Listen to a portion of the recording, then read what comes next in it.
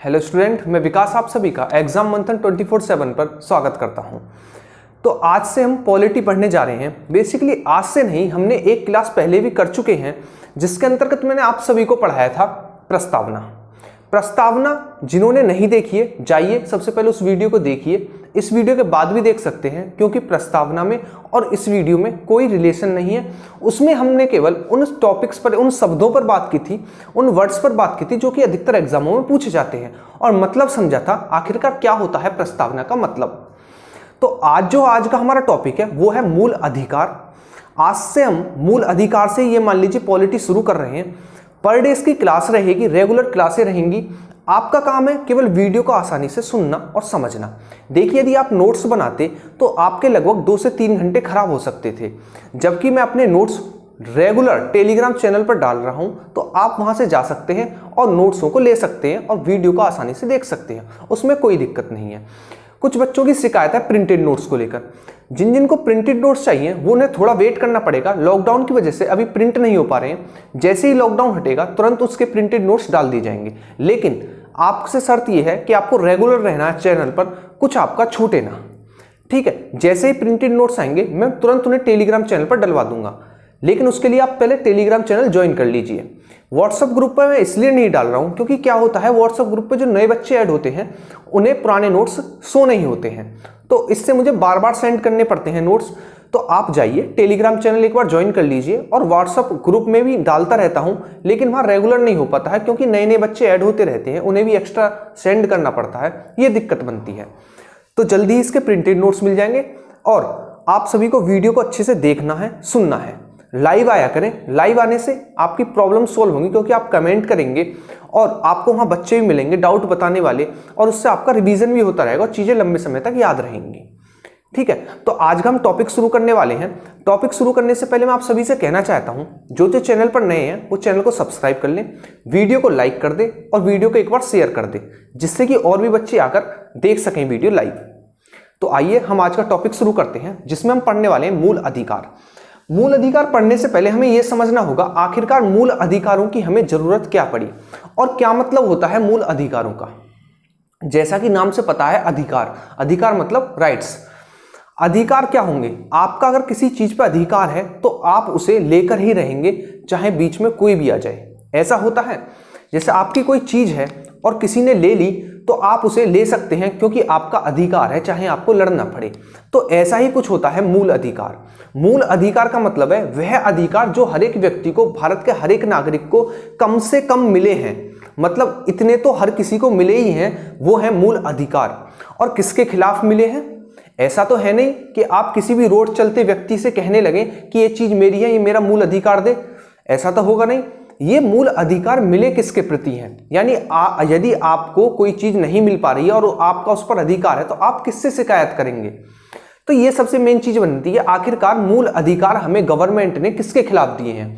तो मूल अधिकार जो है सरकार ने हमें न्यायपालिका, कार्यपालिका, विधायिका और संगठनों के प्रति दिए हैं। इनका मतलब समझिए, न्यायपालिका यानी न्याय देने वाला। मान लीजिए आपको कभी न्याय ठीक नहीं मिलता है और आपका फंडामेंटल राइट है न्याय लेना। ऐसा तो है नहीं कि आपने कोई जुर्म नहीं किया और आपको सजा दे दी जाए तो आप कह सकते हैं कि ये मेरा फंडामेंटल राइट है, मैंने कोई जुर्म नहीं किया और मुझे सजा दी जा रही है। तो हमें मिलते हैं न्यायपालिका के प्रति, यानी हमें न्याय चाहिए, ये हमारा फंडामेंटल राइट है। कार्यपालिका यानी जो लागू करती है, कार्यपालिका के प्रति हमें न्याय चाहिए, राइट चाहिए, अपने अधिकार चाहिए। तीसरा होता है हमारा विधायिका, यानी जो विधेयक बनाती है, जो कानून बनाती है, उसके प्रति भी चाहिए। मान लीजिए ऐसा कानून ना बना दिया जाए जिससे कि हमारे मूल अधिकारों का हनन हो। कहने का मतलब यह है कि मान लीजिए कोई ऐसा कानून बना दिया गया जिसमें आपको खाना ना मिले, पानी ना मिले, या फिर ऐसा कोई मूल अधिकार आपको सांस लेने की इजाजत तक ना मिले, तो ऐसे कानून भी नहीं बनाए जा सकते क्योंकि हमारा फंडामेंटल राइट है, हमारे मूल अधिकार है। संगठन का मतलब है कि मान लीजिए सरकार ने कोई संगठन बनाया, और संगठन वो आपका शोषण कर रहा है, वो संगठन आपका शोषण कर रहा है, तो आपका अधिकार है, किसका? मूल अधिकार है कि आपका कोई शोषण नहीं कर सकता। तो हमें जो ये मूल अधिकार मिलते हैं, यानी जो हमें राइट्स मिलते हैं, वो हमारी न्यायपालिका, कार्यपालिका, विधायिका और संगठनों आदि के प्रति मिलते हैं। ऐसा नहीं है हमें किसी व्यक्ति विशेष के प्रति मिलते हैं। आप सीधे सीधे शब्दों में कह सकते हैं ये मूल अधिकारों की जो व्याख्या करेगी, यानी जो हमें मूल अधिकार देगी उसकी जिम्मेदार होगी हमारी सरकार, यानी जिसे आप चुनकर भेज रहे हैं डायरेक्टली या इनडायरेक्टली अपनी सेवा के लिए, वो इसकी जिम्मेदार होगी मूल अधिकारों की। आइए बात करते हैं आखिरकार मूल अधिकार हमारे किस अनुच्छेद से किस अनुच्छेद के बीच में है। तो मूल अधिकार हमारे अनुच्छेद 12 से लेकर अनुच्छेद 35 के बीच में है। मूल अधिकार हमारे भाग 3 में है। भाग 3 एक तरीके से समझ लीजिए चैप्टर 3 में है, और अनुच्छेद 12 से लेकर अनुच्छेद 35 के बीच में है हमारे मूल अधिकार। और हमारे मूल अधिकार लिए किस देश से गए हैं? तो हमारे मूल अधिकार जो है वो यूएसए यानी यूनाइटेड स्टेट ऑफ अमेरिका से लिए गए हैं हमारे मूल अधिकार। नेक्स्ट जो क्वेश्चन बनता है, पहला तो यही बनेगा कि हमारे किस भाग में है मूल अधिकार, तो भाग 3 में हमारे मूल अधिकार। दूसरा क्वेश्चन ये बनेगा कि मूल अधिकार आखिरकार हमारे किस देश से लिए गए हैं, तो मूल अधिकार जो है हमारे वो यूएसए से लिए गए हैं, यानी यूनाइटेड स्टेट ऑफ अमेरिका। तीसरा क्वेश्चन यहां से बनेगा कि अनुच्छेद कितने से कितने के बीच है हमारे मूल अधिकार, तो अनुच्छेद 12 से लेकर अनुच्छेद 35 के बीच में आते हैं हमारे मूल अधिकार। आइए कुछ मूल अधिकारों के बारे में देख लेते हैं, यानी उनके पीछे की बात देख लेते हैं, आखिरकार किस प्रकार हमारे यहाँ मूल अधिकार आए और इनका मतलब क्या था, क्यों इनकी जरूरत पड़ी। आइए सबसे पहले हम देख लेते हैं विश्व स्तर पर। विश्व स्तर का मतलब है यानी पूरे विश्व में सबसे पहले मूल अधिकार किसे दिए गए, तो सबसे पहले 1215 में मूल अधिकार ब्रिटेन की सरकार ने दिए। सबसे पहले मूल अधिकार 1215 में ब्रिटेन की सरकार ने अपने नागरिकों के लिए दिए। उन्होंने कहा लीजिए तुम्हारे अधिकार हैं हमारे प्रति, यानी यदि कोई इन चीजों का हनन करता है जो हम अधिकार आपको दे रहे हैं, जरूरी नहीं है जो भारत में अधिकार थे वो ही दिए गए हों, उनके अधिकार अपने अलग भी हो सकते हैं। यानी जो ब्रिटेन की सरकार ने एक कुछ बिंदु दिए कि यदि इन बिंदुओं का यानी इन पॉइंटों का आपका कोई हनन करता है तो उसके जिम्मेदार हम होंगे, हम आपको न्याय दिलाएंगे, ये आपके मूल अधिकार है। और किस सन में दिए गए थे, तो 1215 में दिए थे ब्रिटेन की सरकार ने। ठीक है, इसे ही कहा गया ब्रिटेन का मैग्ना कार्टा। तो पूछा जा सकता है कि मैग्ना कार्टा मूल अधिकारों में सबसे पहले किसने दिया, तो आपका आंसर होगा ब्रिटेन ने दिया 1215 में, जो कि मूल अधिकार दिए अपने नागरिकों के लिए। दूसरा क्वेश्चन जो बनता है, भारत में आखिरकार मूल अधिकार कब आए। सबसे पहले मूल अधिकारों की बात यानी मूल अधिकार शब्द का प्रयोग सबसे पहले कब किया गया, तो जब नेहरू रिपोर्ट आई थी 1928 में, उस नेहरू रिपोर्ट में सबसे पहले मूल अधिकारों की बात की गई। यानी सबसे पहले उन्होंने भी सोचा कि हाँ मूल अधिकार होने चाहिए हर एक नागरिकों के लिए, क्योंकि नागरिकों के पास अगर मूल अधिकार होंगे तो उनमें एक कॉन्फिडेंस होगा, हाँ हमारा भी कुछ है, ठीक है, तानाशाही नहीं चल रही है, हमारा भी कुछ अधिकार है, ठीक है, सरकार उसके लिए हमें न्याय दिलाएगी। तो सबसे पहले जो बात की गई मूल अधिकारों की वो 1928 में की गई नेहरू रिपोर्ट में। और ये क्वेश्चन नेक्स्ट जो बनेगा वो ये बनेगा आखिरकार कितने मूल अधिकारों की बात की गई थी, तो उस समय पर कुल 19 मूल अधिकारों की बात की गई थी नेहरू रिपोर्ट 1928 में। तो यहां से यही क्वेश्चन बनेगा कि भारत में सबसे पहले मूल अधिकारों की बात कब की गई थी, तो भारत में सबसे पहले मूल अधिकारों की बात 1928 के नेहरू रिपोर्ट में की गई थी, जिसमें कुल 19 मूल अधिकारों की बात की गई थी। नेक्स्ट जो बनता है कि अब वर्तमान में मूल अधिकार कितने हैं, वर्तमान में मूल अधिकार कितने हैं, तो अब से जो 1978 से पहले भारत के नागरिकों के पास कुल 7 मूल अधिकार थे। कितने? 7 मूल अधिकार थे। वर्तमान में 6 मूल अधिकार हैं। 44 में संविधान संशोधन हुआ 1978 में, उसमें कहा गया कि संपत्ति का जो अधिकार होगा अब वो हमारा मूल अधिकार नहीं होगा बल्कि एक कानूनी अधिकार होगा। इसका कारण ये था कि संपत्ति का अधिकार जो था उसमें क्या होता था कि लोग क्या करते थे, रिश्वत लेते थे, काला धन लेते थे और उससे संपत्तियां खरीद लेते थे। संपत्तियां का मतलब प्लॉट खरीद लिया, घर खरीद लिए, जमीन खरीद ली और कह दिया ये तो हमारा मूल अधिकार है, ये तो हमारा मूल अधिकार है, आप इसका हनन ही नहीं कर सकते, आप इसमें हस्तक्षेप नहीं कर सकती सरकार, क्योंकि हमारा मूल अधिकार है। तो जब सरकार को लगा, यानी हमारी जो न्यायपालिका है उसको लगा कि इससे तो हमारे संविधान का उल्लंघन हो रहा है, इससे तो गलत यूज हो रहा है पैसे का, ठीक है, क्योंकि लोग क्या करते थे, पैसा होता था उससे संपत्ति खरीद लेते थे और संपत्ति का अधिकार कैसा था, मूल अधिकार, क्योंकि हमारी संपत्ति, आप उसमें हस्तक्षेप नहीं कर सकते, ठीक है। जब इससे लगा कि संविधान का उल्लंघन हो रहा है तो 44वां संविधान संशोधन किया गया। 44वें संविधान संशोधन में कहा गया कि जो आपका संपत्ति का अधिकार होगा अब वो मूल अधिकार ना रह करके वो कानूनी अधिकार होगा। यानी अगर उसका आप मिसयूज करते हैं, काले धन से ज्यादा संपत्ति खरीदते हैं, आपकी आय कम है और आपके पास संपत्ति बहुत ज्यादा अधिक है तो आप दंड के भागीदार होंगे। आपका मूल अधिकार नहीं होगा बल्कि कानूनी अधिकार होगा, यानी आप कानून का कहीं ना कहीं उल्लंघन करेंगे यदि आपकी सैलरी ज्यादा है, यानी आपकी इनकम ज्यादा है और आपके पास उससे कहीं अधिक मात्रा में संपत्ति है। ठीक है, तो ये था हमारे मूल अधिकार जो कि 1978 से पहले हमारे पास 7 थे और 1978 यानी 44वें संविधान संशोधन के बाद हमारे पास कुल 6 मूल अधिकार बचे। अब देखते हैं 6 मूल अधिकार कौन कौन से हैं, जिसके अंतर्गत जो सबसे पहला मूल अधिकार है वो है समानता का अधिकार।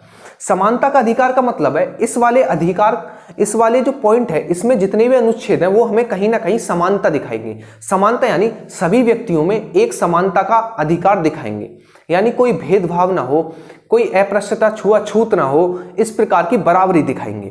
तो ये है समानता का अधिकार जो कि अनुच्छेद हमारा 14 से 18 के बीच में है। एक एक अनुच्छेद पर हम बात करने वाले हैं। अभी ऊपर से देख लेते हैं आखिरकार कहां से कहां तक हमारे मूल अधिकार हैं। नेक्स्ट हम देखते हैं स्वतंत्रता का अधिकार। स्वतंत्रता का अधिकार सीधे सीधे शब्दों में यही बताएगा कि हम किन किन चीजों के लिए स्वतंत्र हैं। ऐसा नहीं है कि हम हर चीज के लिए स्वतंत्र हैं। स्वतंत्रता का अधिकार का मतलब है कि उसमें जो अनुच्छेद दिए गए हैं वो हमें ये बताएंगे कि हमें सरकार ने किस किस चीजों की स्वतंत्रता दी हुई है। ऐसा नहीं है स्वतंत्रता का अधिकार है तो हमें हर चीज की स्वतंत्रता है, नहीं, ये हमें अनुच्छेद ये बताएगा कि आखिरकार हमें किन किन चीजों की स्वतंत्रता है, ये हमें दिखाने वाला है। नेक्स्ट हम देखते हैं शोषण के विरुद्ध अधिकार। शोषण के विरुद्ध जो अधिकार है वो अनुच्छेद 23 से 24 के बीच में है। शोषण के विरुद्ध अधिकार हमारे अनुच्छेद 23 से 24 के बीच है। शोषण का मतलब है हमारा कोई शोषण नहीं करेगा, यानी हमारा कोई दुरुपयोग ना करेगा, यह है शोषण का अधिकार। तो पूछ सकता है शोषण का अधिकार अनुच्छेद कितने से कितने के बीच में है, तो शोषण का अधिकार अनुच्छेद 23 और 24 के बीच में दिया गया है, यानी अनुच्छेद 23 और अनुच्छेद 24 जो है वो हमारे शोषण से संबंधित है। नेक्स्ट हम देखते हैं वो है धार्मिक स्वतंत्रता का अधिकार। धार्मिक स्वतंत्रता यानी हम किसी भी धर्म को मान सकते हैं, किसी भी धर्म के लिए रुपए दे सकते हैं, वो हमें स्वतंत्रता है। हम किसी भी धर्म की शिक्षा दे सकते हैं, हम किसी भी धर्म का प्रचार कर सकते हैं।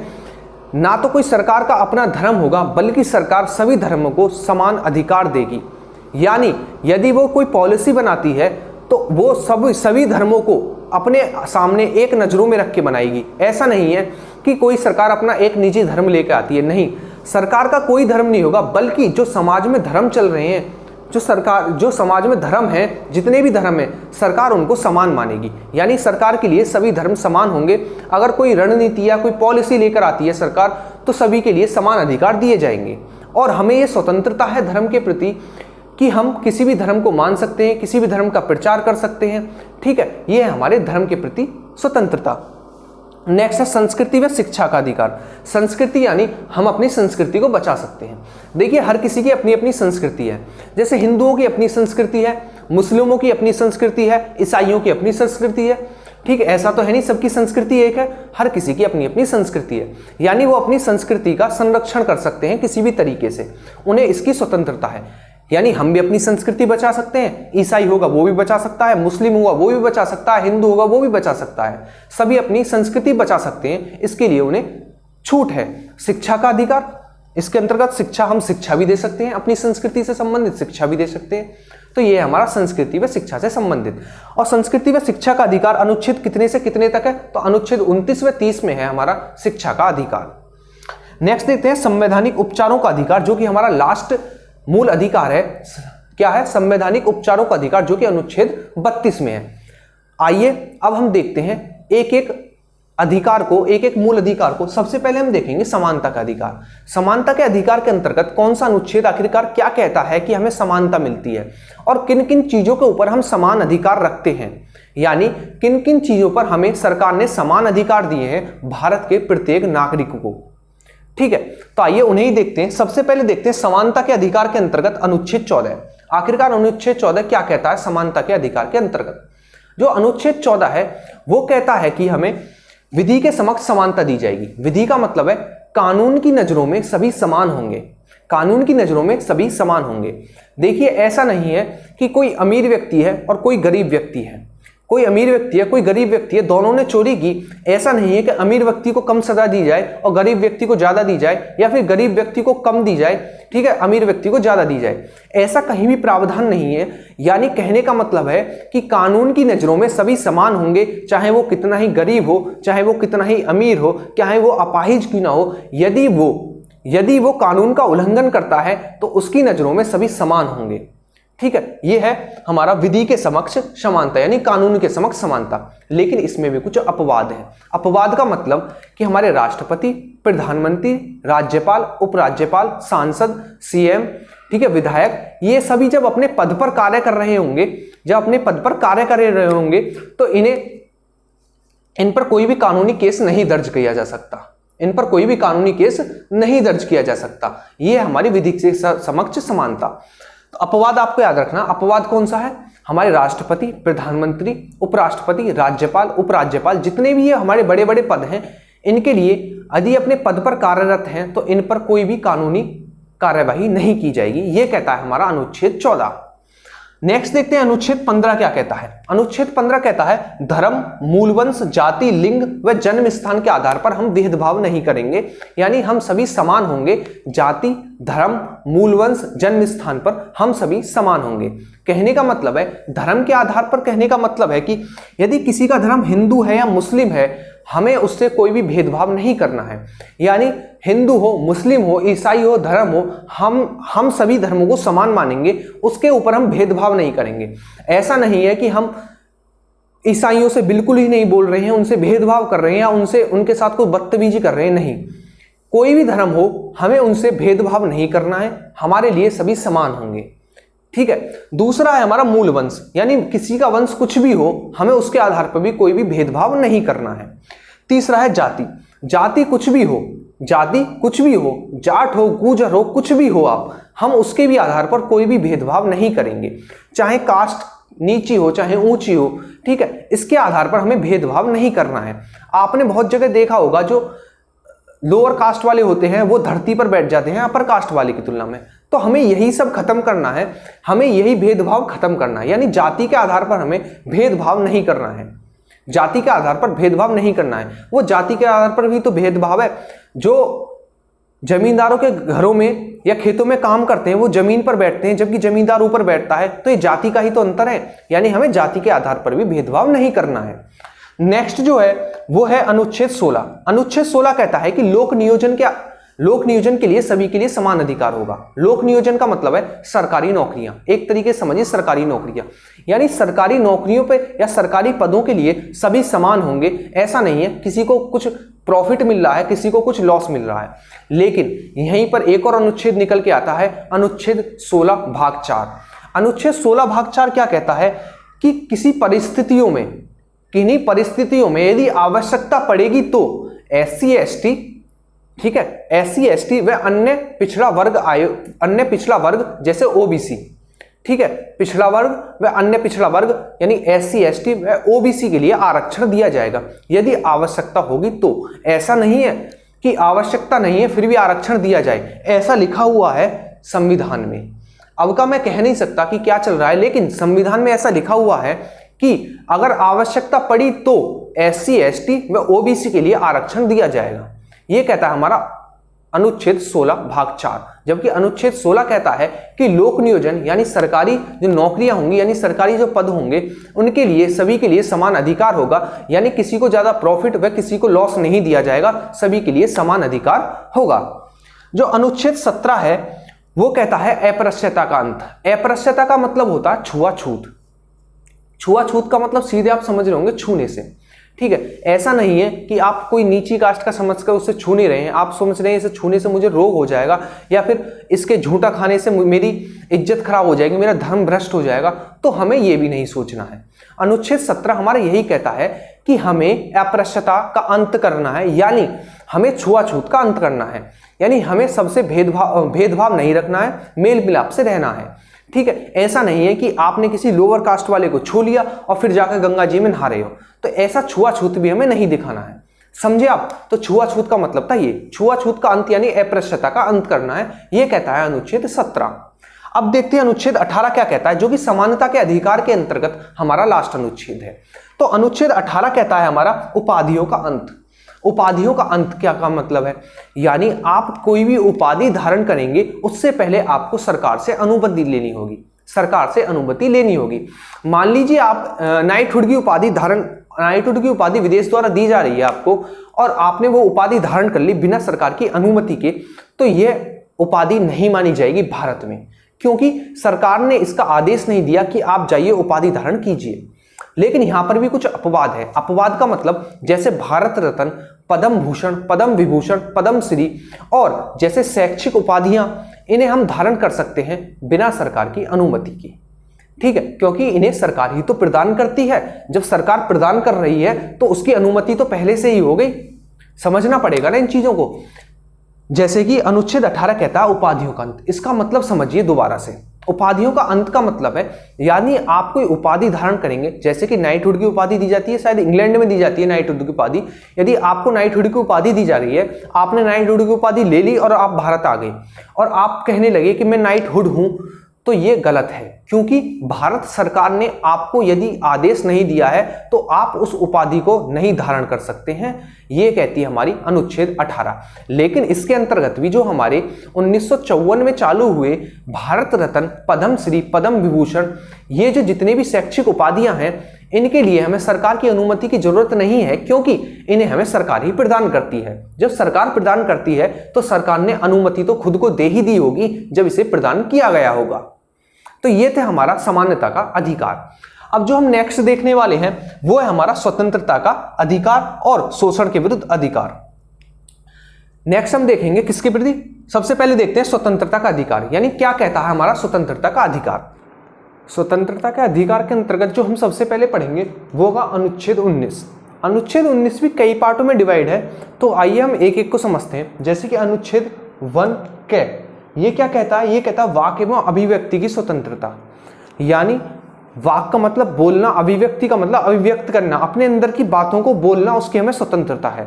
यानी जो हमारे अंदर जो बातें आ रही हैं हमें उन्हें बोलने का पूर्ण अधिकार है, लेकिन एक शर्त है कि उसके पीछे कोई गलत मकसद ना हो, गलत मकसद ना हो और उसका समाज पर गलत प्रभाव ना पड़े।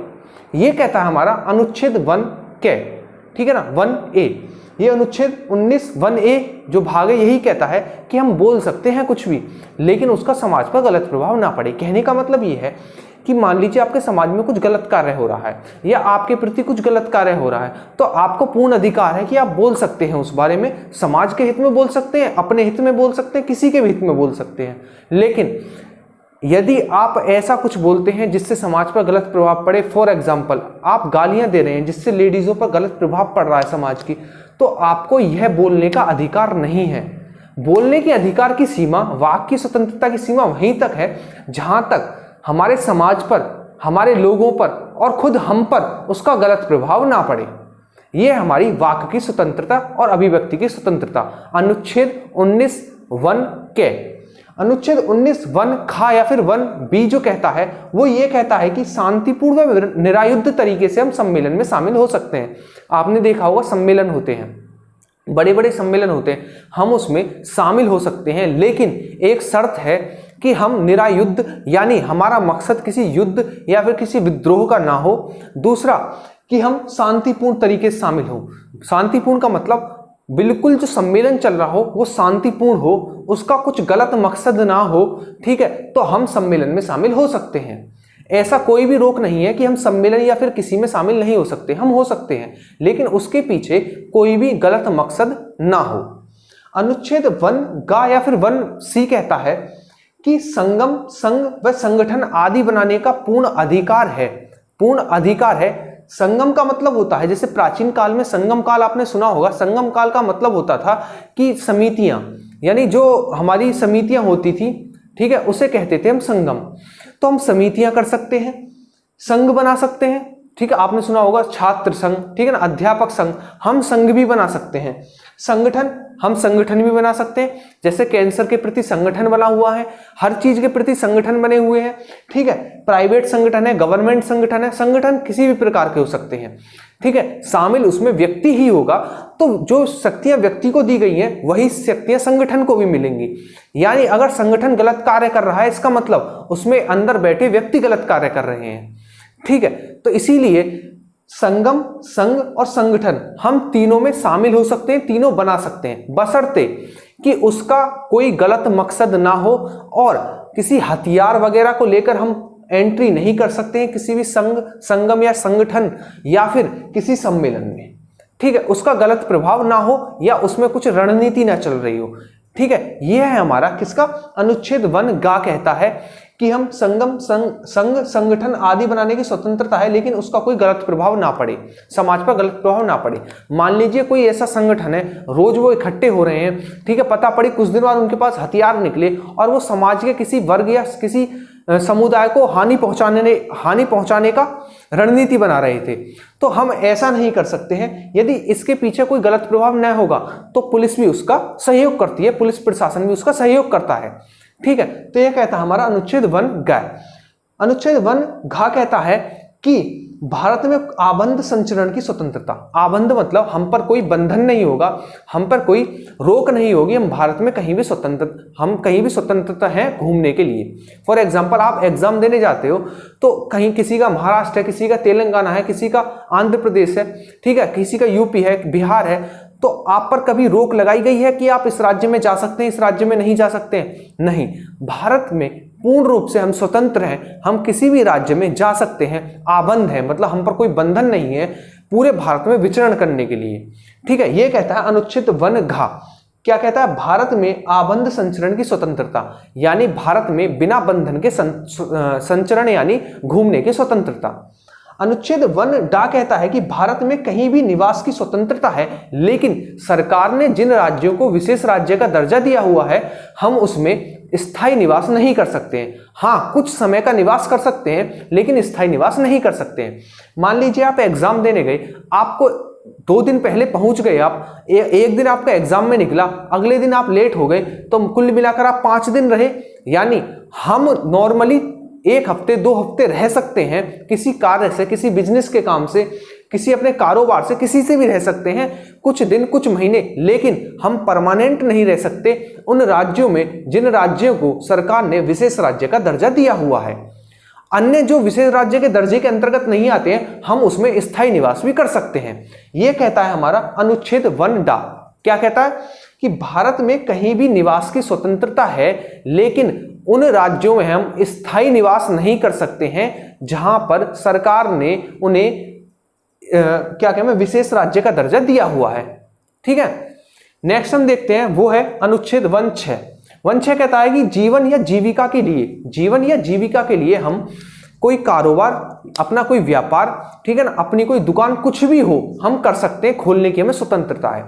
मान लीजिए किसी के पास किसी की नौकरी नहीं है तो वो क्या करता है, वो दुकान खोलता है, ठीक है, अपना कोई बिजनेस करता है, तो हमें इसकी स्वतंत्रता है। ऐसा तो नहीं है कि समाज में कुल 10 दुकान परचूने की खुलेंगी या फिर 10 दुकान खल की खुलेंगी, नहीं, कोई कितनी भी खोल सकता है, खुला कंपटीशन है, इसकी हमें स्वतंत्रता है। जीविका यानी जीवन चलाने के लिए हम कोई कारोबार कर सकते हैं, नौकरी कर सकते हैं, कुछ भी कर सकते हैं, बशर्ते किसी भी चीज के पीछे गलत मकसद ना हो। यह कहता है हमारा अनुच्छेद 1 डे। नेक्स्ट देखते हैं 6 कहता है, नेक्स्ट देखते हैं अनुच्छेद 20। अनुच्छेद 20 क्या कहता है, अपराधों के दोषी सिद्ध होने के संबंध में स्वतंत्रता। यानी आप पर कोई अपराध सिद्ध हो गया कि आप पर अपराध किया है आपने, तो उसके प्रति हमें क्या स्वतंत्रता दी गई है। फॉर एग्जाम्पल जो पहला है वो है यदि कानून का उल्लंघन किया गया हो तभी हमें उसके लिए दंडित किया जाएगा। कानून को मतलब मान लीजिए आपने कुछ ऐसा कार्य किया जिससे कानून का उल्लंघन नहीं हुआ, लेकिन पुलिस ने आपको पकड़ा और आपको दंडित कर दिया, तो हम इसके प्रति हाई कोर्ट में जा सकते हैं या फिर डिस्ट्रिक्ट कोर्ट में जा सकते हैं कि हमने कोई भी अपराध नहीं किया था लेकिन हमें दंडित किया गया। यह कहता है अनुच्छेद 20। यानी दोषी सिद्ध होने का मतलब है, अपराध दोष सिद्ध होने का मतलब है कि अपराध किया हो तो उसके लिए सजा मिलेगी, अगर नहीं किया होगा तो उसके लिए कोई सजा नहीं होगी। ये कहता है अनुच्छेद 20। ठीक है, हम इसके लिए स्वतंत्र हैं। यदि हमने कोई अपराध नहीं किया है तो हमें कोई सजा नहीं मिलेगी, इसके लिए हम स्वतंत्र हैं अपनी बात बोलने के लिए। जो सेकंड पार्ट है इसका, वो कहता है कि अपराध, जो हमने अपराध किया है उसकी सजा हमें एक बार ही मिलेगी। इसका मतलब क्या है, मान लीजिए आपने कोई चोरी किया, किसी ने चोरी की, उसके लिए उसे 4 महीने की सजा मिल गई, उसके लिए उसे 4 महीने की सजा मिल गई। अब 4 महीने की सजा काटने के बाद ऐसा नहीं है कि उसे दोबारा से उसी के लिए, उसी चोरी के लिए उसे दोबारा सजा दी जाए। यदि वो उस सजा को काट चुका है तो उसका जो दोष था वो भी खत्म और उसकी सजा भी खत्म। ठीक है, ये कहता है अनुच्छेद 20 के अंतर्गत दूसरा भाग। क्या कहता है कि एक अपराध के लिए केवल एक ही बार सजा होगी। ठीक है, अब देखते हैं अनुच्छेद 21। अनुच्छेद 21 कहता है प्राण एवं दैहिक स्वतंत्रता। प्राण का मतलब क्या है, मतलब वायु, खाना पीना, ठीक है, अपनी देह, अपनी वायु, ठीक है, यही सब तो आता है प्राण के अंतर्गत। प्राण का अंतर है वायु से, सीधा सीधा मतलब वायु या खाने से है। तो अनुच्छेद 21 जो कहता है वो यही कहता है कि हमें प्राण व दैहिक स्वतंत्रता का अधिकार है। ठीक है, हम वायु के लिए लेने के लिए स्वतंत्र हैं, खाने के लिए स्वतंत्र हैं और अपनी जीविका चलाने के लिए स्वतंत्र हैं। ठीक है, यह अधिकार देशी व विदेशी नागरिकों दोनों के लिए दिया गया है, क्योंकि जीवन जीने का अधिकार केवल देशी या विदेशी नागरिकों के, ऐसा नहीं है कि देशी नागरिकों के लिए ही है। जो हमारी दैहिक स्वतंत्रता का अधिकार है वो दोनों के लिए है, देशी नागरिकों के लिए भी और विदेशी नागरिकों के लिए भी, क्योंकि जीवन जीने का अधिकार सभी के लिए है। और अनुच्छेद जो हमारा 21 है, यह कभी भी, चाहे आपातकाल हो, चाहे देश में कुछ भी कंडीशन हो, यह अनुच्छेद 21 खत्म नहीं होता। इसका कारण यह है कि यह प्राण एवं दैहिक स्वतंत्रता है, यानी जीवन जीने का अधिकार सभी के लिए है।